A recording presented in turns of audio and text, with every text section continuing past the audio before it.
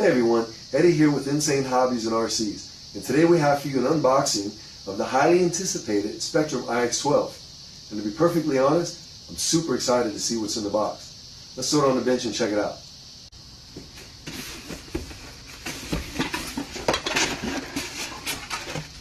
Let's see what we got here. Let's get this transmitter out. Super excited to actually get my hands on this.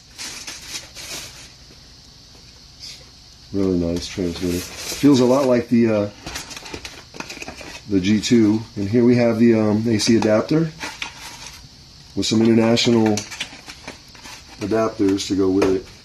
That's really nice.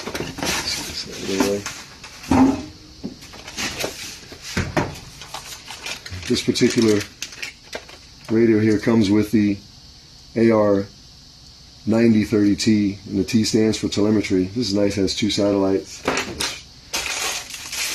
Got a nice necktie. Little Allen wrench here.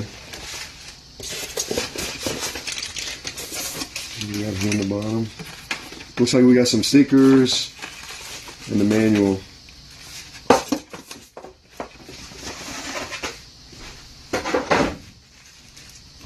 So there we have it.